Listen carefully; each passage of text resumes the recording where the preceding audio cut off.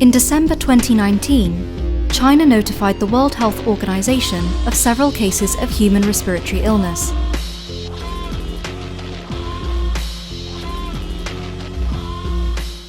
What's up, guys? Welcome back to the channel, Chaos Incorporated.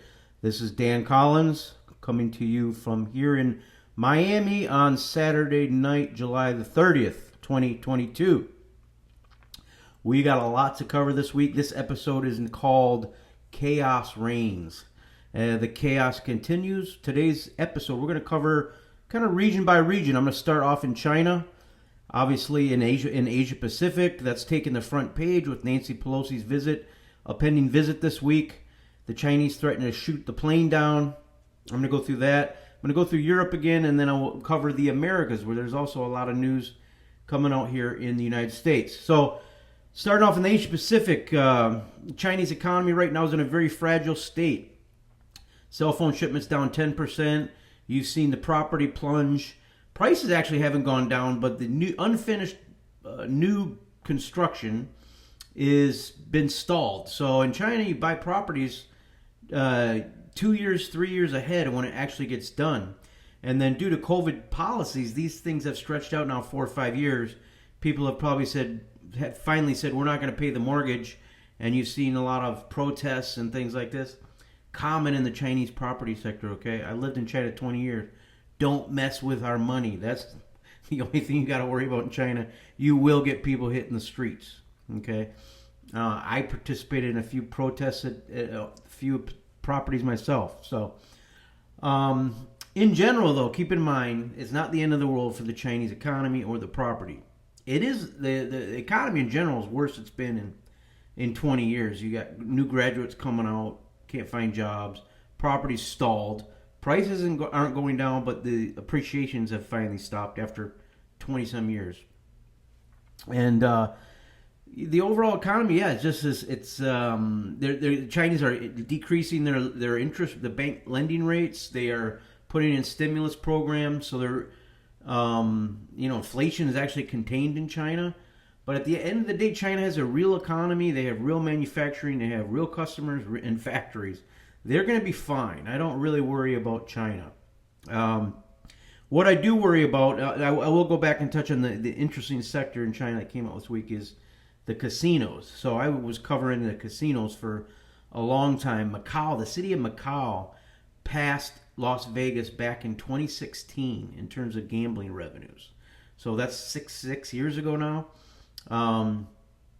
This year, Vegas passed Macau, which is stunning to think about the reversal there. Macau was 600% larger than Vegas at one time in terms of gambling revenues. Today, their gambling revenues are zero. They don't have any. The COVID lockdowns, they basically have put them on, frozen their businesses. Now, they're just trying to start to open up again, but I don't hold too much hope for that. So Steve Wynn and the guys that have built American-led casinos, that may also be an issue that they're just going to catch. They're going to catch political feedback from the government, but we'll see. They're in a world of hurt, basically. So the casinos are down big. The general economy is sluggish. You have kind of a war, and I'll tell you a secret here, but you kind of have a war against Shanghai right now. Beijing against Shanghai. Chinese history always repeats itself. Anytime things got bad, the Manchus from the northeast came down and raided the southerners. And that's kind of what's going on today. You see the business elite of the Shanghai, Hangzhou area, that's the Jack Ma's, Alibabas. These guys are getting disappeared. China's getting put on weird lockdowns. This is kind of a new, interesting concept, kind of a war against Shanghai that I'll be exploring in the future. But they are getting kind of, I think the way Beijing perceives is getting taken down a peg, as you would say, getting taught a lesson, and the rest of the country just kind of snickers. Yeah, they deserve it. They're cocky bastards, So I'm longtime Shanghai Ren and Beijing Ren, so I a person from Beijing or Shanghai. I lived in both places for many years, so I kind of understand the dynamics as much as a foreigner probably could. But yeah, so stay tuned on that. I mentioned Macau. I mentioned the mortgage bailouts. One positive news for China this week is that SMIC, their chip maker, to everyone's shock, started shipping Bitcoin miners with 7 Newton meter chips. 7 Newton meters is better than anything Intel can do right now. They seem to have caught up with past the Americans, and now maybe only 1 to 2 generations behind TSMC in Taiwan. So the cutting edge chips today are basically only made by Samsung and TSMC. Those are 3 Newton meters. 5 Newton meters, also very cutting edge. Those are the newest plants in the U.S. by TSMC, and Samsung will be 5 Newton meter. But Samsung in Korea and TSMC in Taiwan have proven out 3 Newton meter chips. China's now caught up to 7 Newton meter. That's a jump from what people had expected. They were probably around 19 or so. So that's an interesting development. Keep in mind the people that have tore down the SMIC chip said it's exactly the same as TSMC, which is not surprising because why are you going to reinvent a wheel when you can just copy one? So there's China's got their own. I'm not one of these people that think there's no indigenous development in China. That's 10 years out of a date concept. They've got 5G, they've got hypersonic weapons, they've got quantum communication networks. They can innovate absolutely. But there's in other areas where you're not going to innovate, you're just going to copy until you catch up and then you move forward. China's kind of done that in countless industries. So where's Nortel Networks that they used to copy? Canadian telecom firm. They're dead. They're gone. Okay. So that is probably a positive for China in terms of technical development. Intel over here in the U.S., we've had the chip bill that has passed. What is it? $250 billion. Intel's going to get some money. Texas Instruments, anyone who's building chips here in the United States.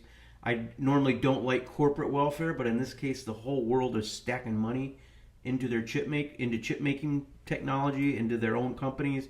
You kind of have to fight fire with fire and bring chip production back in the United States. It's really a real national security concern. Now, let's cover the big issue, Taiwan. So this week, as we speak, Nancy Pelosi is somewhere in the Asia Pacific. She's talking about she's going to go to Taiwan. Taiwan is de facto its own country, but it's never been agreed to its own country. In fact, the mainland claimed Taiwan to this day. They still do. Taiwan claimed mainland China up to about 10, 15 years ago. They said, yeah, we own that too. Taiwan is its own functioning country. The Chinese don't collect taxes from it. They don't have policies on it. It's nothing like Hong Kong. They aren't effectively one country, but you can't say that. Okay, Taiwan is the last vestige of the century of humiliation, as the Chinese call it, where the Japanese carved up their country. Other foreign countries came up, carved them up. Hong Kong was taken by the KMT. You basically had, on the ground, outside of a few small foreign force of British and Americans in Shanghai, it was basically Japanese, which had taken the whole northeast of the country. They marched in Shanghai, Hangzhou, Ningbo. They took all that. They moved 500,000 Japanese into northeast China, resettled them, took all the Chinese farms, and you had the communists fighting against them, and you had the KMT. The KMT, led by Chiang Kai-shek, you probably have heard of him. He ended up losing. The end of the World War II ended. Japanese were hit in Hiroshima and Nagasaki with the nuclear bombs. The war didn't end, though. Not a lot of people know this. Japan had 1 million troops up in the northeast, which is now Dongbei, in what was called the Manchukuo Army. Guangdong Army, actually, was titled. 1 million troops, and the Soviets came in and just blitzed them. Killed 1 million troops. The Soviets were so well trained at that point in terms of lining up their artillery fire. They just had swept through the Germans. They took the Trans-Siberian back east and wiped the Japanese out of Manchukuo. They weren't going to leave. They had all these settlers there. They were just going to keep that. And this was after the bombs dropped in Japan. So the CCP ended up taking China. You don't hear a lot about that history because CCP likes to say we did it all ourselves. Reality is they did win hearts and minds on the ground. The KMT were absolutely corrupt. KMT had to flee. Where did they go? They went to Taiwan because the Taiwan Straits are there.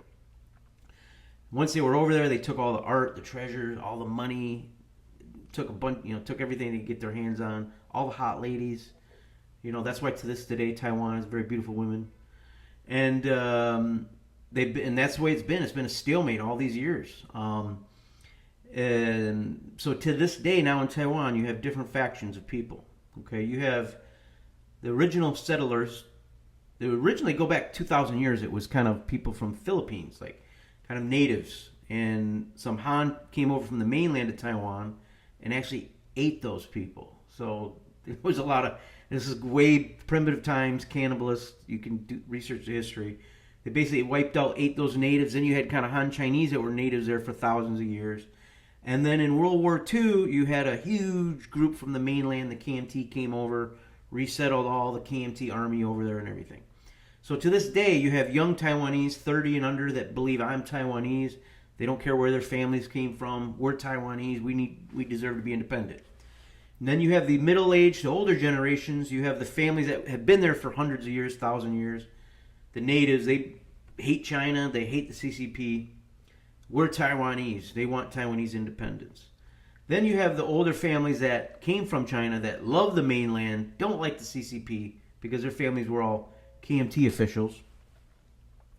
So you have these competing groups in Taiwan. Obviously, they want to be independent, but as I tell people, they don't want war. Nobody wants war. Okay, this is insane what's going on right now with the constant war hawk talk out of the West, out of the United States in particular.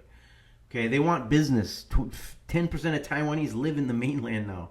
Okay, all the Taiwanese businesses are dependent on the mainland. The economy will completely collapse if there's war, if Chinese blockade Taiwan. There's not going to be an invasion unless the United States provokes it, which, unfortunately, they are doing right now. So this gets me back to the Pelosi trip. We don't know if she's actually going to go to Taiwan or she's not going to go to Taiwan.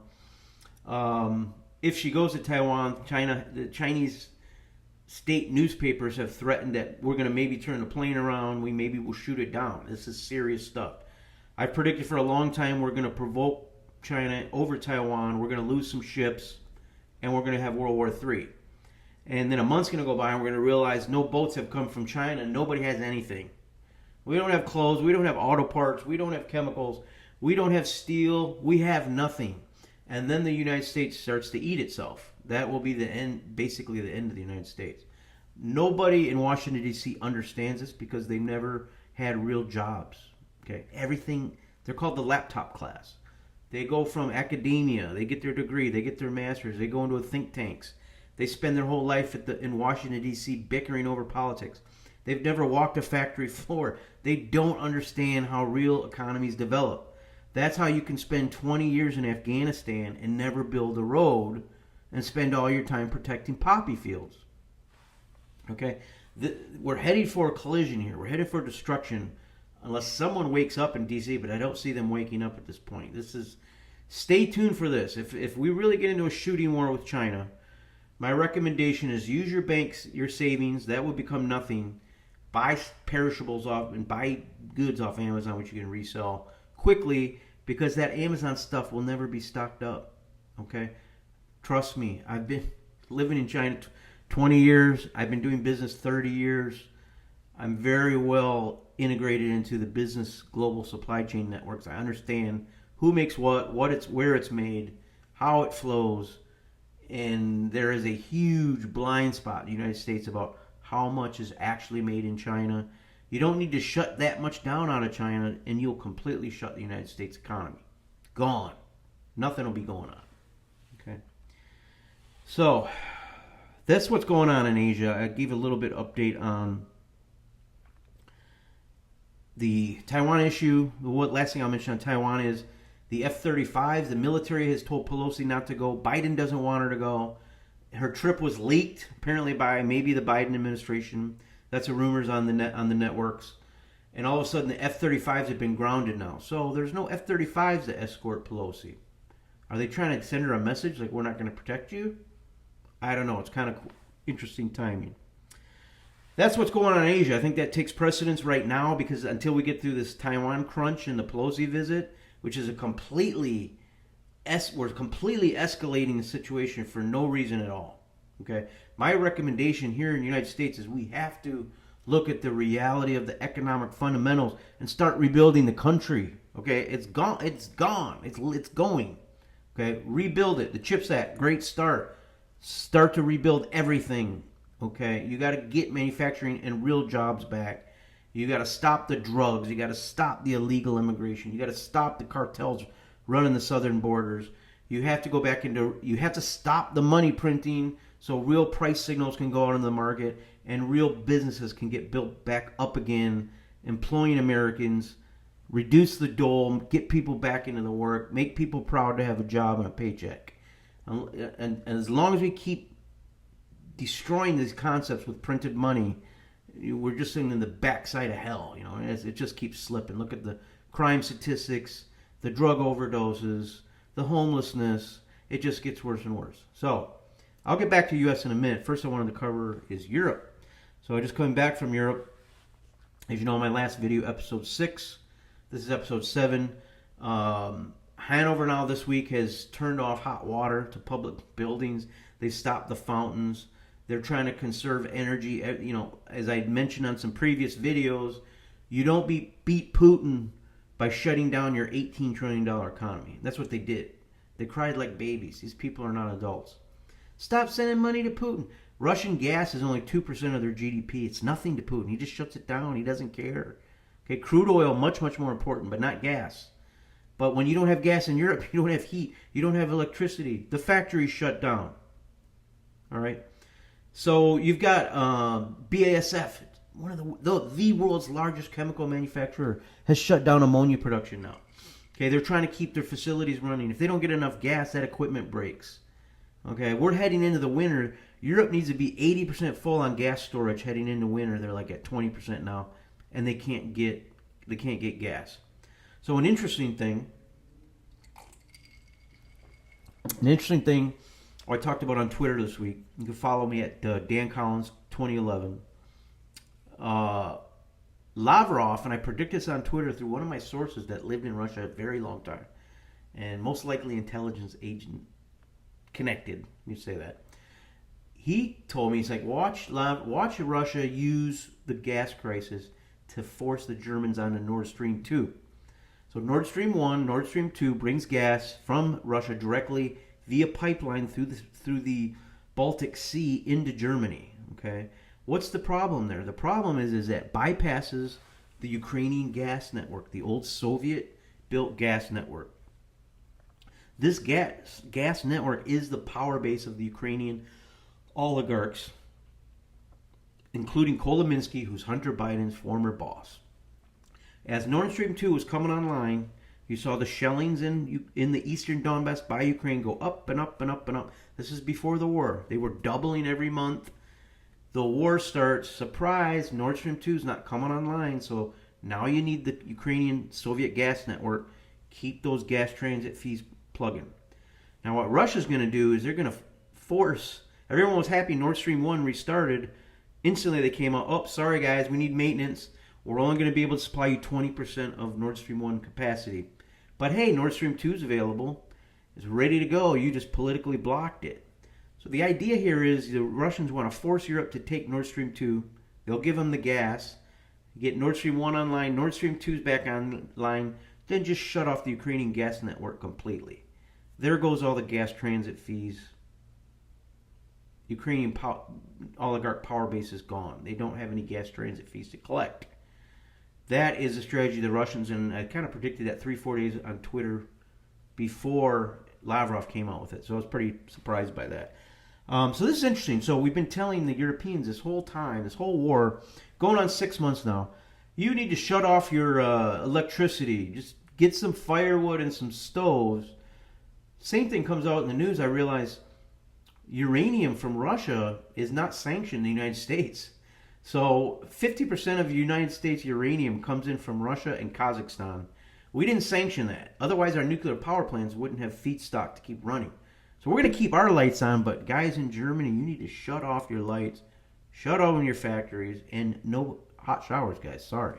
So it's amazing to me how we can push Europe around like this. It's quite shocking, really. That's what's going on in Europe. Watch this winter. This winter is going to be the absolute crucial thing. We're going to go in with not enough gas, and they won't be able to, even we get to a certain area, there'll be a tipping point. They won't have time to restock enough gas. And even if Russia said, we'll go 100% on Nord Stream 1, Nord Stream 2, they won't have enough to catch up. So the European economy and GDP is going to be terrible through this year. Most likely well into next year, 2023, 2024. Until this war ends, until the gas supplies from Russia are turned back on, Germany Inc. has no cheap Russian gas to function, and it's a dead model. So I don't have high hopes on European economy at this point. What's going on in the United States? It kind of had a rebound stock market this month. Amazon stock was up 27% last week. Huge jump. Everyone's excited, but if you look at the other area, Walmart posted terrible news. They said, this is killing us. The inflation's killing us. These guys run trucks. They run warehouses. Walmart stuff's cheap. You know, if it's costing you $6 a gallon in diesel to ship Walmart stuff from place to place, your whole model's dead. So basically, this inflation has crushed the business model of a lot of things. So Walmart came out with a beautiful strategy for the greatest economy ever. It's called Walmart Refurbished. Yeah, they're going to sell used stuff. Basically, our major retailer is now a junkyard garage sale business. This is not what happens in normally functioning economy, guys. And I would ask you, a lot of people aren't asking, are we in recession? Are we not in recession? The right saying, yes, 2 quarters of negative GDP growth means you're in a recession. The left saying, well, recession is difficult to define. Well, the reality is no one's asking the question, what would the economy look like if we hadn't printed 40% of the world's money supply the last 18 months? How bad would it be? It would be bad. And now we're dealing with the hangover of the money printing. So you're getting food bank. Came out this week. Food banks are in emergency mode. Okay, the people are going to food banks out of emergency to get food rations because the inflation has overpowered everyone in the lower and middle classes. That's, trying to drive to work, trying to buy food. They were already living paycheck to paycheck. Now they're underwater. The savings are gone. So this is going to continue to suck the vortex. More middle class into lower class into destitution.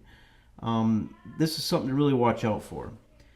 Ford's announced layoffs of 8,000 people. GM, white-collar workers in the United States. Those are going to be replaced by remote workers all over the world at 10% of the cost. Be careful what you wish for, America, in remote work. General Motors is not going to sit by and let Ford cut a huge share of their workforce. They're going to announce, I expect, some point in the next coming weeks. San Francisco, Los Angeles are now the number 1 and 2 locations of people leaving every quarter. 40,000 people are leaving every quarter. They're flocking to different areas: Dallas, Miami, Austin, Texas. It's just getting worse. So we're going to see what happens here next week. Keep an eye on Taiwan. We got to get through this. American economy, I think, is going to be a fake bullish sentiment here. Where we still got big problems. We've got to get inflation under control.